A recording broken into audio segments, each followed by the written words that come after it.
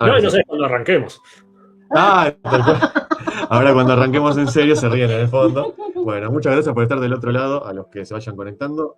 Por supuesto, ahora principalmente me están viendo los que nos ven diferido, así que gracias por estar ahí, siempre que son los mayores, los de mayor número. Muchas gracias, muy feliz Día de la Patria. Viva la Patria, porque hoy es 25 de mayo y los que somos argentinos, de bien, celebramos el 25 de mayo. Pero hay muchas cosas que decir sobre el 25 de mayo y no me quiero quedar solamente, no nos queremos quedar solamente en las reflexiones del pasado, de la época, que siempre, en todo caso, son una punta de lanza para poder analizar que tanto en esa época como hoy el mundo era importante para entender por qué de repente nosotros decidimos crear nuestro propio gobierno, también con matices, y qué es lo que hoy en día nos estaría también de alguna manera condicionando del contexto de afuera para poder entender cómo ser soberano. Entonces, en ese sentido, vamos a hablar de una comparativa de la época anterior y de esta época, y puntualizando en esta época lo que son las herramientas de control y de dominación, que justamente ya no se dan por gobiernos impuestos directamente, no se da por tropas militares invadiendo un país, no hay invasiones, ni siquiera hay un ahogamiento económico, pero sí hay otras cosas que se empiezan a aplicar que son tecnología de control. Para esto me encuentro con mi hermano y amigo Matius del canal de Resistencia Antidistopía. Muchas gracias, Matius, por estar acá nuevamente. Por favor, como digo siempre que me invitas, un gusto estar acá. Saludos a todos, me alegra verlos de vuelta. Ya no es la primera vez que llego acá y no va a ser la última, así que No, siempre un placer asistir. totalmente. Bueno, es un gran tema el que tenemos hoy. Podemos hablar un poco brevemente de la Revolución de Mayo, porque justamente la Revolución de Mayo es un hecho que empieza, en primer lugar, por tener una influencia directa del contexto de época, que básicamente es... Perdón, voy a conectar. Ahí está. Principalmente es un contexto de época que la corona de España se ve invadida por las guerras napoleónicas, es decir, Napoleón Bonaparte invade España y finalmente se hace del gobierno español y por supuesto queda preso Fernando VII. Entonces, digamos, los que se consideraban, digamos, lo que serían los patriotas, que eran en realidad americanos, eran españoles americanos, acá no se consideraban otra cosa, acá también se consideraban españoles. Si uno le pregunta a Belgrano o cualquiera de esa época qué era un español de América, porque era la América española. No es que era una colonia, era como una extensión del territorio del Imperio Español, pero en este caso decidieron, bueno, en honor inclusive a Fernando VII, o al menos esa era la consigna supuestamente, se trataba de generar un gobierno propio que mantuviera la lealtad simbólica al rey. Entonces, a partir de eso surgen los complots, los golpes de Estado dentro de la revolución, etcétera, con los grupos restauracionistas o contrarrevolucionarios y los grupos verdaderamente revolucionarios, principalmente Cornelio Saavedra, ¿no? Y Mariano Moreno, sin duda. Entonces, en ese contexto, uno ve que a partir de algo tan lejano como Napoleón conquistando la mitad de Europa y llevando el código napoleónico y una serie de reformas que han hecho de la Europa del Código Civil que sea posible, ¿no? Pero también con un nivel de imperialismo y de expansión muy fuerte, hicieron que un país como Argentina se viera en la posibilidad de generar un gobierno. Entonces, en la ventana de oportunidad está la forma de pensar qué es un gobierno propio, qué es una soberanía. Y eso es lo que me interesa que hoy veamos para el tema del mundo que tenemos hoy, geopolíticamente hablando, y vamos a introducir Matthew desde la perspectiva de su canal, que analiza la realidad desde un punto de vista quizá más psicológico y más de análisis social sobre lo que es hoy vivir en distopía, que yo concuerdo totalmente que ya vivimos en distopía, y también vamos a introducir en esa combinación la geopolítica conceptual, de entender que las élites van generando sus proyectos propios, y qué hacemos nosotros en medio de todo eso. No sé si tenés algo para decir sobre esto o podemos avanzar el video. No, yo arrancaría con el video y hacemos los comentarios y análisis. O sea. Dale. Vamos entonces con este video. Se trató de un recurso político, una estratagema, una estrategia política, un discurso falso. ¿De qué se trató esto de la máscara de Fernando? 1810, la revolución en ciernes. ¿Fue una revolución popular? ¿Fue una revolución al estilo Revolución Francesa, con el pueblo en la calle, con la toma de la Bastardilla, por ejemplo? Todo esto lo vamos a dilucidar hoy. Argentinos sin domesticar TV, temporada 3, episodio 12. La máscara de Fernando. ¡Somos argentinos! Muy buenos días y estamos en una columna más de Argentinos sin domesticar TV. En esta temporada 3, este es el episodio número 12. Estamos en el mes de la Revolución de Mayo, 1810. ¿Se acuerdan la columna del otro día? 1810, la Revolución. Hoy vamos a hablar de una de las teorías históricas que más controversia, bueno, siempre en la Argentina hay controversia, pero que se refiere a que muchos autores, la historiografía argentina, que es la disciplina de la historia que estudia a los historiadores y las distintas corrientes de historiadores, se ha encargado de analizar este punto de discusión de la Revolución de Mayo y que la han denominado jocosamente, digo en broma, se entiende en términos jocosos, pero también con mucha seriedad, la máscara de Fernando. La idea de máscara, ¿sí? Ocultamos algo, políticamente. ¿De qué se trató la máscara de Fernando? El contexto histórico ya lo sabemos. 1810, la Revolución de Mayo, estas tierras donde nosotros vivimos, que hoy se llama República Argentina, nuestra querida Argentina, era parte del Virreinato de Río de la Plata. 300 años de dominación española entraban en su proceso final. Y este era el primer grito de libertad para muchos. Para otros, una máscara. A ver, el rey Fernando VII, heredero de la corona, soberano de España, se encontraba preso en España a partir de una estrategia de Napoleón Bonaparte en aquel contexto histórico de las guerras napoleónicas, como a mí se lo conoce, y el enfrentamiento entre las dos superpotencias del momento, que era Francia e Inglaterra.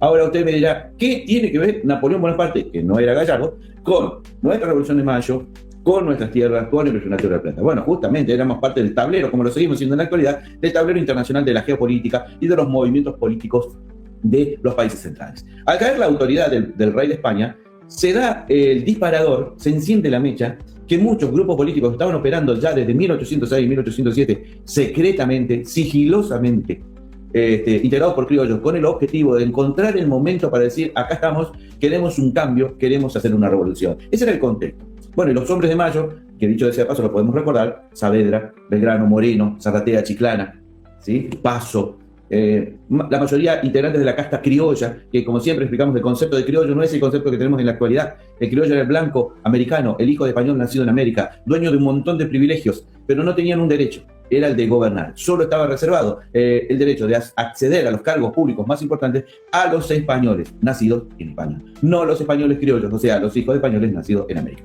Por lo tanto, técnicamente es correcto decir que Belgrano, que Zarratea, que Chiclana, que Saavedra, que todos los revolucionarios eran españoles. San Martín era español. Estamos americanos. Bien, dicho esto, vamos a desarrollar qué fue esto de la máscara de Fernando. Hay que decir que en el contexto de aquella época no era sencillo hacer una revolución, para nada. De hecho, nunca es sencillo hacer una revolución, siempre que entendamos que revolución es sinónimo de cambios bruscos, profundos, del sistema político, del sistema social, de un sistema económico, de un país, de un reino, de un estado. Por lo tanto, siempre que hay alguien que impulsa un cambio tan profundo de estas características, está el otro sector que no quiere para nada que esto cambie. Por lo tanto, el choque violento es inevitable, es decir, la guerra. De hecho, después de 1810, de la Revolución de Mayo de 1810, se desata la Guerra de la Independencia. Es decir, toda revolución implica cambios bruscos, profundos, violentos. El mayor ejemplo que tenían los criollos, jóvenes criollos, que impulsaron la Revolución de Mayo de 1810, era la Revolución Francesa, que había ocurrido hacía muy pocos años y que la influencia ideológica de los principios de la Revolución Francesa, dicho sea de paso, paréntesis, los franceses no lo aplicaron tanto en profundidad, aquello de igualdad, fraternidad y solidaridad, sobre todo de igualdad, pegó muy fuerte en los criollos. Entonces, como aquel viejo libro que dice que Cornelio Saavedra dijo, el momento será cuando las brevas estén maduras. Y el momento en que Fernando VII, o llega la noticia de que Fernando VII estaba preso, era el momento que la fruta estaba madura. Ese era el contexto. Se da la semana de mayo, por eso siempre decimos, es erróneo interpretar que la Revolución de Mayo se hizo en una semana. Nada que ver, obviamente que no. Ni tampoco los protagonistas fueron la mazamorrera, como dijo el otro día, la mazamorrera, el velero, el gauchito, no, el pericón, todas esas cosas. No, porque ese sector del pueblo no participó en la rebelión, en la revolución. No participó. Después, la historiografía mitrista tradicional le dio ese enfoque popular para dar sustento a una rebelión o una revolución, que después sí prendió en todas las provincias unidas del Plata, también en Córdoba, ese es otro tema. Córdoba muy rebelde, Córdoba, el virrey Liniers terminó siendo fusilado por el movimiento contrarrevolucionario. Volvemos a Fernando. Ahora, hacer una revolución era jodido. El castigo de los españoles era total, feroz, se pagaba con la pena de muerte, con la pérdida de todos tus bienes, con la deshonra de toda tu familia. Por lo tanto, estos hombres de Mayo y mujeres, como Mariquita Sánchez de Thompson, por ejemplo, que no, la historiografía tradicional la redujo a ser la mujer que cantó por primera vez el himno un año después. Nada que ver, eso fue un antecedente, digamos, algo secundario. Esta mujer era valiente, revolucionaria, impulsó una colecta para comprar armas para el ejército revolucionario. Entonces, si la encontraban en esas acciones, la fusilaban. De hecho, hay algo muy interesante que pasa también en Estados Unidos, con otra escala, ¿no? Pero que es que los ricos que hacen la independencia ponen su plata para hacer la independencia. Ujú. O sea, la Revolución Nacional, en parte la hacen también los ricos de esa época, que tenían la convicción de un proyecto político. Entonces, eso también se va a relacionar con cosas de las que tenemos que hablar, que es, y que de hecho lo hablé en otro podcast que me invitaron, no se puede hacer política sin ninguna élite. Y es difícil. Es difícil. Alguien que por lo menos esté convencido de hacer algo distinto de las otras élites que están dando vueltas. Que siempre alguno hay. Siempre hay una fractura interna en la cúpula y eso es lo que da paso a la gente que ya debajo estaba de acuerdo, pero necesitan como ese quiebre desde arriba.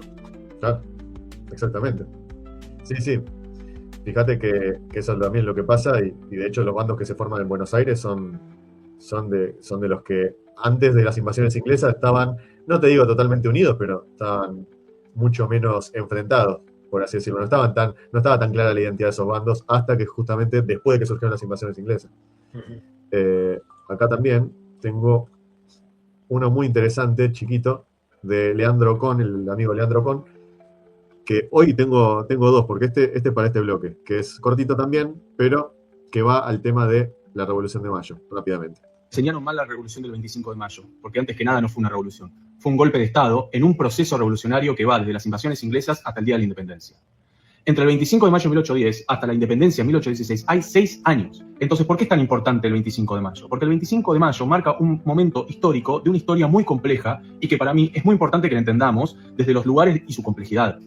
Inicialmente, el 25 de mayo, que en realidad, por eso se habla de una semana de mayo, fue cocinado días anteriores en un proceso donde habían muchas personas con distintas ideas y que muchos de sus protagonistas no demostraron su verdadera cara hasta mucho tiempo después. Porque cuando ocurrió el 25 de mayo, inicialmente se hizo en defensa del gobierno español, en defensa de Fernando VII, que fue derrocado por Bonaparte.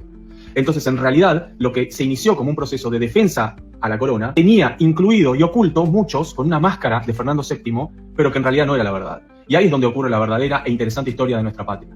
Porque es un día en el cual muchos estratégicamente manipularon a los defensores realistas para que ellos mismos cayeran en una posterior trampa. Lo que es difícil saber de la historia es quién era quién. Y todavía hay muchas dudas con respecto al pasado. ¿Qué intereses realmente defendía Mariano Moreno?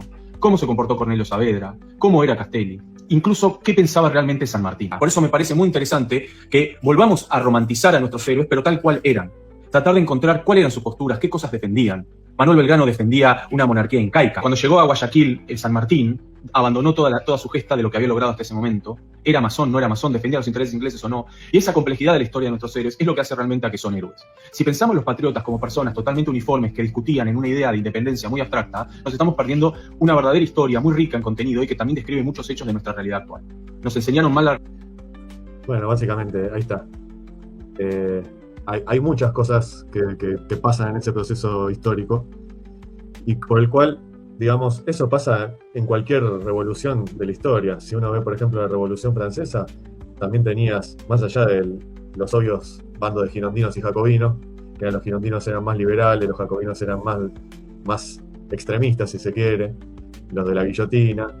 Si vas a la Revolución Rusa, tenías mencheviques, bolcheviques, y los que, de hecho, había una alianza entre liberales, socialdemócratas y lo que sería después el Partido Comunista. O sea, la Revolución Rusa de hecho es un gobierno, entre comillas, de coalición, como una especie de virreinato entre liberales y después socialistas, justamente, que la conducción liberal va a generar un montón de ¿cómo se llama?, de sospechas por parte del bando socialista, de los soviets, por lo cual van a terminar siendo una revolución en la revolución, que eso siempre pasa. Entonces, esas cosas tienen que ver casi con una condición humana, digamos, la política y sobre todo como se estudia la estasiología, que es el estudio de los cambios de gobierno y los cambios de regímenes, son cosas que siempre se dan y tienen una lógica que no es que siempre es igual, pero hay cosas que siempre se ven en esos momentos históricos. No es solamente hubo un grupo que se juntó, hizo una conspiración, se rebelaron y ya está, no. Hay un montón de cosas. Por eso no hay que entenderlo tampoco de forma conspirativa, sino en todo caso como proyectos en pugna. Claro, porque además ese es el tema. Puede haber una sensación generalizada, una idea, una noción general en la que todos están de acuerdo que el sistema actual no puede continuar. Lo que hay actualmente no nos sirve. Entonces todos están de acuerdo en querer en tirar el sistema actual y reemplazarlo por uno nuevo. Ahora, ¿cuál es el nuevo por el que lo reemplazamos? Ahí es donde Exacto. vienen las pujas internas. En el hecho de que hay que cambiar la situación actual estamos todos de acuerdo, pero ¿por qué la vamos a cambiar? Ahí vienen todos los cortes, revolución, contrarrevolución, bandos, alianzas, todo ese tema. Porque el fin de una forma, ya sea de un sistema, de una forma de gobierno, de status quo de ese momento, no necesariamente da el camino claro de cuál es entonces el camino para corregir, para cambiar por algo mejor. No, eso es justamente los puntos de mayor conflicto son eso. Uh-huh. Son justamente eso. Porque claro, es como vos decís, incluso puede haber a nivel mundial una sensación generalizada de que las cosas no están bien. Pero eso tampoco tampoco va a predefinir un rumbo unívoco. Por eso yo trato también de generar esta noción de que no es solamente hablar. Yo creo que se queda corta un poco la dicotomía de, como dicen muchos patriotas, contra globalistas. Primero, que el globalismo terminó deviniendo en un tecnofeudalismo, si se quiere, o una especie de mundo desintegrado, de zonas de influencia, donde los proyectos de élite están más marcados que antes, como diferentes, ¿no? Se empujan entre sí. Y hoy en día, en todo caso, yo hablaría de soberanía. Y sobre todo digo que la soberanía es un punto de partida para marcar una diferencia. Pero no es lo único. O sea, precisamente entendiendo cómo funciona este nuevo mundo, este nuevo orden internacional que se está dando, la soberanía es una parte importante, más no suficiente. Es decir, también, en todo caso, soberanía hasta qué punto. Ya el Estado-Nación es insuficiente. O sea, el Estado-Nación es insuficiente en la medida en que ser un país soberano solamente no te garantiza poder resistir completamente a todos los embates que van a venir de afuera con respecto a tu política doméstica. Miremos a Víctor Orbán, que después de prácticamente 20 años en el poder, finalmente ganó el candidato de la Unión Europea en Hungría, Peter Magyar.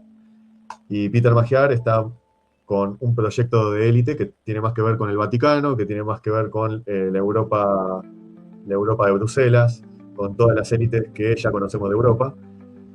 Y obviamente está para financiar la guerra de Ucrania, está para, bueno, todo el paquete de cosas que ya conocemos, romper con el cerco migratorio que había generado Orbán para su propio país. Entonces ahí te das cuenta que está bien la soberanía en tu país, pero no es suficiente. Es decir, tenés que ampliar redes de influencia y de cooperación con otros países, porque si no, uno solo le pueden entrar fácilmente. Y eso es el mejor de los casos porque, como vos mencionaste ahí por arriba, está incluso el conflicto de Ucrania. Ucrania es un país independiente, se supone que es soberano. Como diciendo, nosotros nos gobernamos a sí mismos, a nosotros mismos, tomamos nuestras decisiones, este es el rumbo que queremos seguir. Y después es, podemos utilizar a través de la frontera ucraniana una forma de presionar a Rusia. Y los rusos dicen, bueno, tenemos una forma de recuperar parte de nuestro viejo territorio y de obtener los recursos de Ucrania. Nos sirve, Claro. chao. Y dos bloques supranacionales por encima de la soberanía ucraniana decidieron, bueno, este conflicto nos sirve, démosle para adelante, y todo bien con tu soberanía y con tu ganas de gobernarte a sí mismo y con tu democracia, pero hay factores externos que decidieron, no te vas a gobernar vos mismo, vas a tener que aliarte con uno o con el otro, y si se paga con sangre, se paga con sangre.